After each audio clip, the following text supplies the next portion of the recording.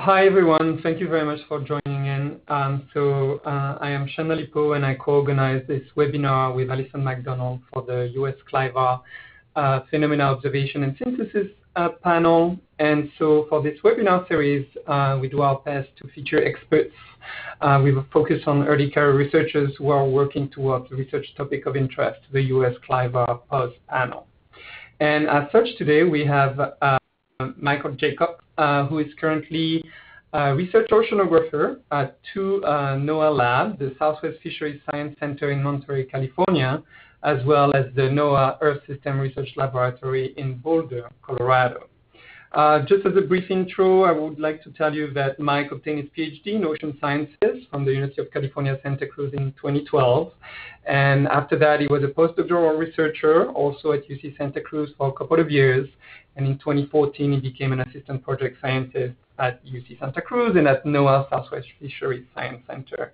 And since a couple of years ago, he became a research oceanographer in his current position. So I'm not going to go through his entire CV, but I would like to point out a couple of services that Mike is currently undertaking. Mike is the co-chair of the North Pacific Marine Science Organization, of the PICES, Working Group 40 on Climate and Ecosystem Predictability. He's also the co-chair of the NOAA Marine Prediction Task Force, and he is currently a member of the International CLIVA Research Focus Group on Eastern Boundary Upwelling System. And as such, we're very glad to have Mike, because one of the priorities of the U.S. CLIVA POS panel is to entrain members of the coastal ocean observing system and long-term ecological research communities into U.S. CLIVA to jointly study the interaction between large-scale and coastal-scale climate phenomena, and particularly how this might impact marine ecosystem dynamics. All right. That being said, I'm going to leave it to Mike, who is going to talk today about monitoring and modeling bottom-up drivers of California current system productivity. Thank you very much, Mike. All right, thank you, Shane, and thank you, Jenny, and thanks to all of you for joining today and giving me the opportunity to present some of this work. So I'm going to present some stuff that I think is relevant to what Shane was just describing, and particularly for the California current system, and kind of tying some of the climate and oceanography phenomena to observations and models, and sort of the latest on what we've been doing in that realm. And so in the context of this panel, this figure really describes the phenomenon, which is this coastal upwelling that drives productivity in the California current system. And so the left panel here is showing vertical velocity, so from an ocean model. And I'll describe the model in more detail in a little bit, but this is just sort of to set the stage. So here, reds indicate upwelling and blues are downwelling, and this is kind of a long-term mean for the upwelling season. And so you can see this strong signal of coastal upwelling, the reds along the coast, and that contour there is 75 kilometers offshore. So then in the middle panel, that's the nitrate concentration at the base of the mix layer. So again, you see this coastal band associated with that coastal upwelling when you've got these relatively high nitrate concentrations being drawn up towards the surface. And then on the right is the surface chlorophyll, so some measure of the phytoplankton biomass in the ocean that ultimately supports this really productive food web. And again, you know, following on the upwelling and this nutrient supply, you've got this coastal band that's really productive. So this has been known for a long time, and there's a huge amount of interest in studying upwelling dynamics and impacts on the ecosystem. But upwelling itself we really don't have measurements of it. I mean, it's very hard to have any kind of long-term monitoring of vertical transport, especially on these spatial scales. So then the question is, how do you measure upwelling? And for a long time, it's been largely through these upwelling indices that were developed, you know, almost 50 years now, which were developed at NOAA, actually in the lab that I'm in now, by Andy Bakken. And so they're commonly known as the Bakken indices. But these indices were originally calculated, they're based on sea level pressure, and were calculated on a 3 by 3 degree grid. and relied on sort of a series of assumptions or sort of simplifications to relate the sea level pressure to the geostrophic wind stress, and then make some sort of empirical adjustments to that wind stress, or sorry, the wind speed, and then estimate a wind stress from that wind speed, and therefore an Ekman transport offshore, which is then the upwelling index. And so there's a lot of, like I said, a lot of assumptions and simplifications that go into translating sea level pressure on a coarse grid to coastal upwelling. And a lot of the issues associated with that were actually known at the outset. So this is a figure from that initial back in paper in 1973, where these two figures are Hofmuller plots showing the climatology of upwelling or upwelling estimates, so with latitude on the y-axis and the month of the year on the x-axis. And the top panel is the Ekman transport that was estimated based on all the wind observations that he could compile next to the coast. And then the bottom panel is the upwelling index, which is derived from the sea level pressure. And so a couple things that jump out are that the spatial pattern in terms of the latitudinal variability is actually quite different, where in the observed winds, you get this maximum around 40 north. And in the upwelling index, you've got this maximum actually in the Southern California bight around 33 or 34 north. And also that the magnitude of that maximum is really high relative to what you would get from observations. So at the outset, although I think a lot of people who have used the indices in the 50 years since maybe are not familiar with the fact that this was well known at the time, but there are statements like these, and this is a follow-on paper in 1975, where Bakken said that in these indices, there are issues, particularly in the Southern California bight, that lead to non-comparability of the numerical values between different locations, and suggested that these might be used as indicative of relative fluctuations rather than as quantitative measures of absolute magnitude. And so we sort of think, okay, now probably we can do better. And so the first motivation for creating an index that's better is to use improved wind estimates to try to get around some of these problems. The second motivation is to include wind stress curl, at least in a more robust way. And so I've put up here just a simple schematic of like a coastal upwelling system with the wind stress on the surface here, and notably the wind stress, the magnitude of the wind stress increasing as you go offshore, which is typical that you get this wind reduction. And so if you then look at calculating an upwelling index, like the Bakken index, say at this purple, sorry, I'm trying to get rid of the cursor here, at this purple mark, the way that index is computed when you compute the Ekman transport there, you're implicitly including the curl inshore of that point.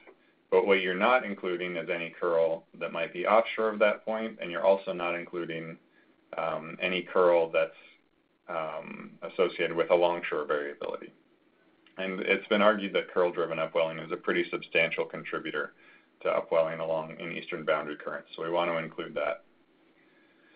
The next one is that there's this influence of geostrophic transport that's been talked about for, I think, about a decade now, where if you look at a plot of the mean sea surface height in the California current system, which is what I'm showing in the lower left here, the contour lines are contours of sea surface height, but you can also think of those as streamlines for the geostrophic flow.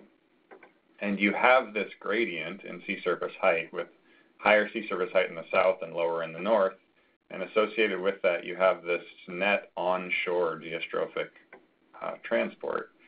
And so if we put that into the schematic on the right there in magenta, you actually have this geostrophic transport that can counter to some degree the Ekman transport and reduce the net upwelling. So we want to account for that as well. And then lastly, we want to say something about what's being upwelled. So here I've just put in this sort of pink color as representing, say, nitrate, where you've got some higher concentrations at depth. And this is truly what drives the productivity, right? It's not the physical transport, but it's the nutrient that's being upwelled. So we want to know if it looks like this or maybe if it looks like this, where changes in that source water can actually impact the productivity pretty substantially. All right, so next into the observations, or the model and observations that we're going to use to tackle this. And this is a set of reanalyses that have been produced by the UC Santa Cruz Ocean Modeling Group by Andy Moore and Chris Edwards in particular. And so there are a couple of these. This is from their webpage with the links in the lower right there. But this is a 1980 to 2010 reanalysis. It's performed using ROMS, the Regional Ocean Modeling System, with 4D variational data assimilation. And it's got about a 10-kilometer horizontal resolution. This is forced by a combination of ECMWF surface atmospheric conditions and CCMP winds and SOTA boundary conditions. But, you know, of particular importance is the data that's being assimilated. So in this case, it's satellite SST and SSH, and then a whole lot of in situ observations that came from the UK Met Office database. And that includes observations from Argo floats, shipboard samples, expendable thermographs, and even tagged marine mammals. And then there are follow-ons to this reanalysis so that we can extend beyond 2010. So this is actually a near real-time system that's done similarly, that's been running since 2011 and is updated daily. It's the same model domain and the same basic structure, but the forcing has changed now in recent years. So this uses coamps for the surface and HICOM boundary conditions. And when you're running in near real time, the available data are different. So there's still satellite SST and SSH, and actually there's a lot of work now into assimilating chlorophyll as well, though I'm not going to talk about that. And then there are in situ observations from Argo floats and from a number of underwater glider lines that are operating continuously in the Southern California Bight, off Central California, and off Washington as well. So we've taken the output from these reanalyses to construct some new upwelling indices. So this is again a map of the mean vertical transport, where those back-in index locations are the gray dots, and now I've also shown these different bins, which are each 1 degree in latitude and extending 75 kilometers offshore. And so we've calculated an upwelling index in each of those bins.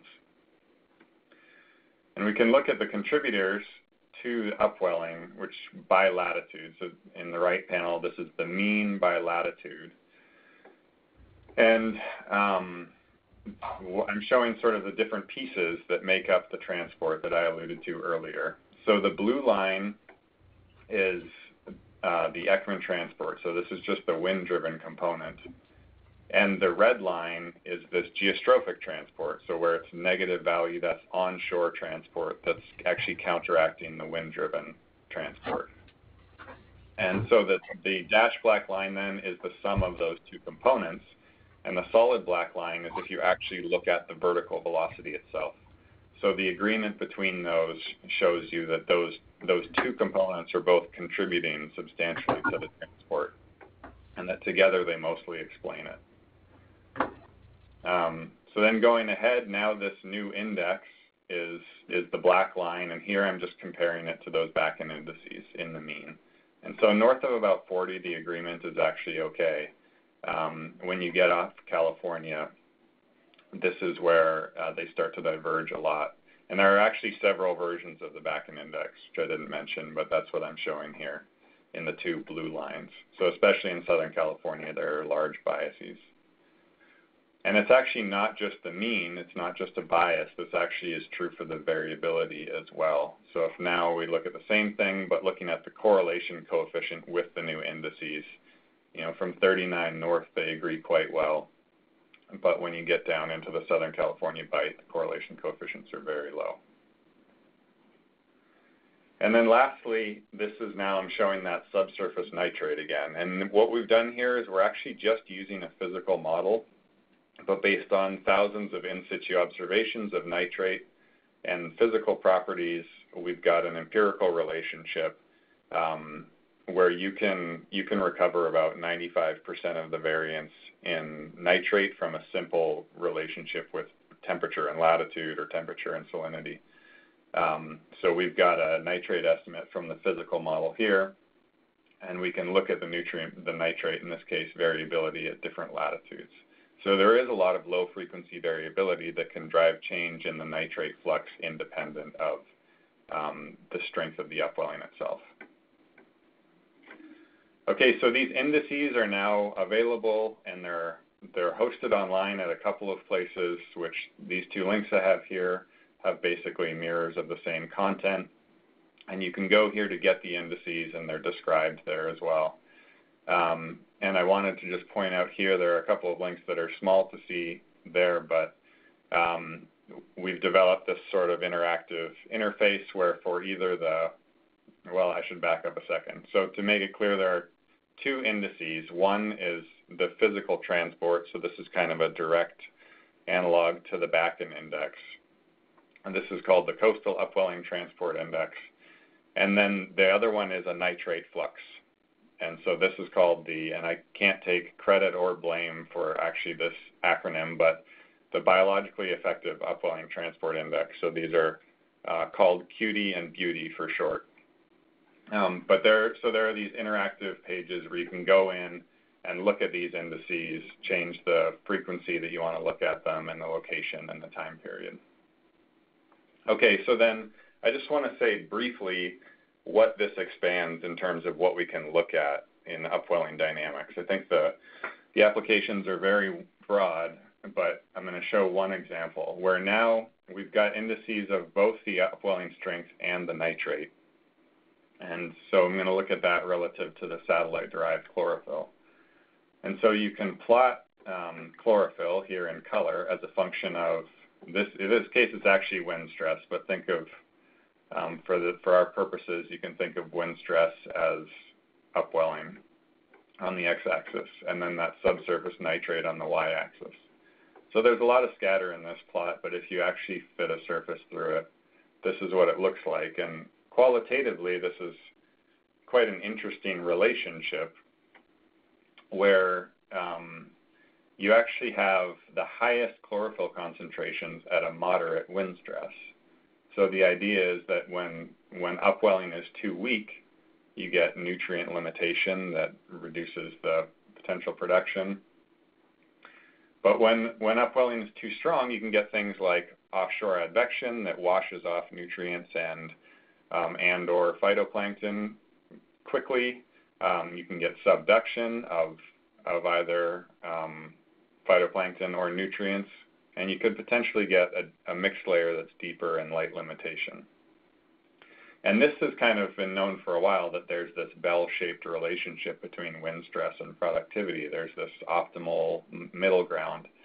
But now in this 2D space, we can also see the influence of that nitrate concentration independent of the wind, where for a given wind stress, more nitrate in the subsurface can enable more productivity. And so then the last thing I want to do is just show how we can kind of use this to look at interannual variability in productivity. And so what I've done now here is those contours represent the chlorophyll still from that previous figure. I've just removed the color, so you can still see this region of sort of optimal conditions for high chlorophyll concentrations.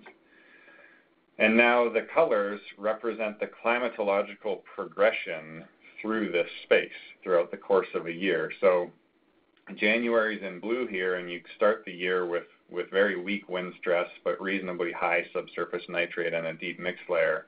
And then as you move through into the spring, the wind stress increases, and subsequently the nutrient available increases that's drawn up towards the surface. And you get up here in the spring and into the summer, and then as you move into the late summer, things warm up and stratify, and so the nutrients are actually much less available. And in the fall into the winter, the wind stress backs off again, and you move back into this wintertime state.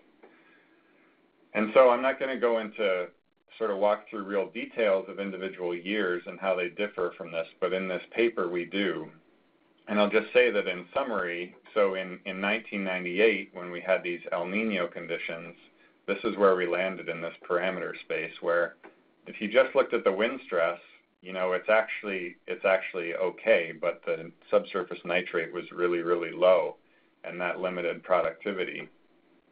Then 1999 was sort of viewed as this return to productivity where the nitrate concentrations were very high, but in fact in the spring the wind stress was so strong that we got pushed out here, and the nearshore productivity was actually limited even in 1999, but in this case because of the too strong winds. 2005 was another really interesting year where there was delayed upwelling, and because the wind stress stayed low so long into the year, there was a subsequent drop in the nitrate, and so it sort of followed this path, and again limited productivity in another way. And then the last example we went through in this paper was the year of 2002, where there was this anomalous subarctic influence where the nutrient concentrations were really high, and the wind stress was kind of just right too, and so this was a really, really productive year. So that's sort of a quick tour of the indices and of one application. Those back-end papers have been cited, you know, thousands of times, and the applications are everything from physical dynamics through top predators and all kinds of stuff. And so hopefully these indices can inform all of those same types of questions. So I'll just leave here. Again, these are the websites that host them, and that's the paper that describes them. And I'm happy to answer any questions. Great. Thank you, Mike. So as a reminder, if you have any questions for him, use the raise your hand feature in ReadyTalk, and I'll take you off mute so you can ask your question, or you can also type your question into the chat box and I'll ask it for you. So any questions for Mike? Michelle has a question. Okay, go ahead, Michelle. Can you guys hear me? Yep. Oh, perfect. So I had a question regarding the bell-shaped curve that you showed versus nitrate and chlorophyll. Have you actually tried to, with the model, does it have phytoplankton groups so that you could actually look at phytoplankton composition and try and see the phytoplankton physiology with respect to that? If you have, you know, packaging due to the different light limitations. So this is actually just a physical model. So it's kind of, it's more descriptive, and it doesn't enable getting into the mechanisms of the biology. I'm in terms of like, you're thinking about the composition of the phytoplankton community? Correct, and depending upon that, they might do like pigment packaging to deal with sort of the different variations in light that could have an impact upon sort of the biomass you were seeing. Sure, yeah, and there could be, you know, chlorophyll could also not be a perfect proxy for biomass, which is kind of a simplification we're making. But no, I mean, the simple answer is that this is just a physical model. Okay, gotcha. No, thank you. It's very interesting. Thanks. Okay, great. So Antonietta has a question. Go ahead. Antonietta, can you hear us?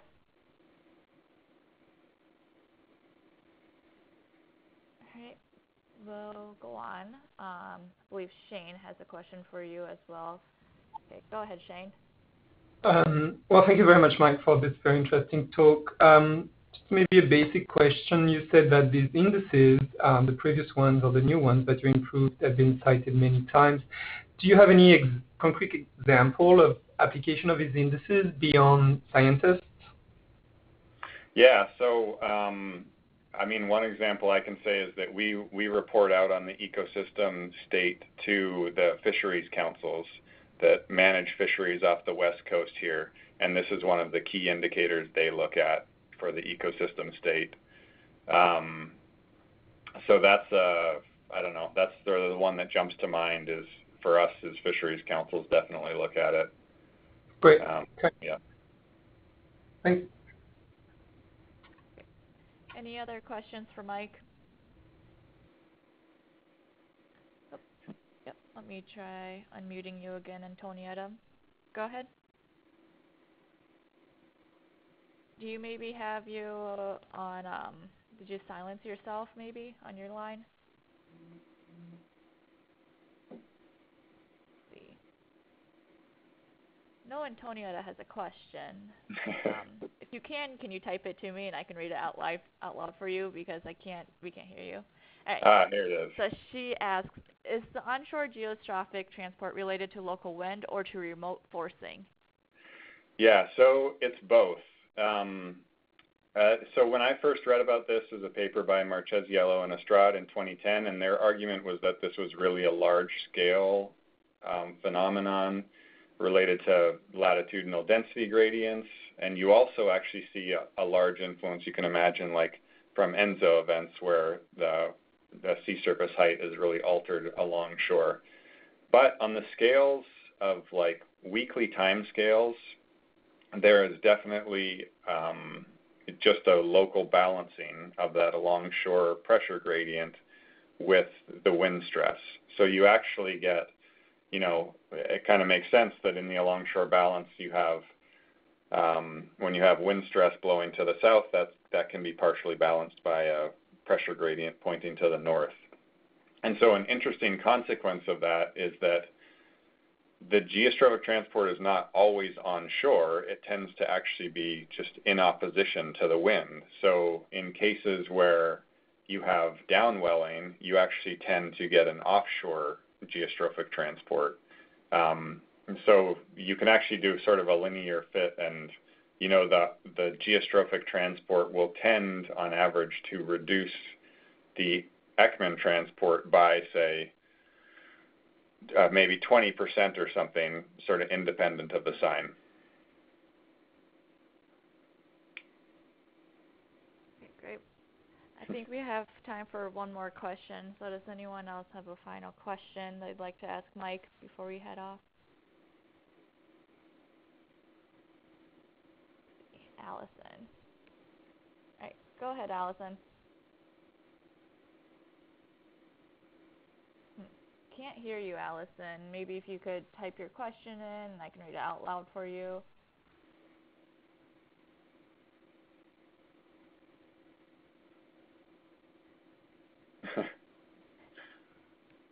She says, don't worry. So anyone else have a final question? And certainly feel free to reach out to me, afterwards. All right. Doesn't seem like we have any other questions. So thank you, Mike, for presenting and taking your time for this. I know our POS panel really appreciates it. And thank you for everyone who participated at this webinar. So I'll have a recording of Mike's talk on our YouTube channel by next Monday, so stay tuned for the announcement once it's uploaded. I'll tweet about it and send out an email. And then we'll have our next POS panel webinar on July 11th, which will feature Simon Good from the UK Met Office. So thank you everyone again for joining and have a good day. Thank you.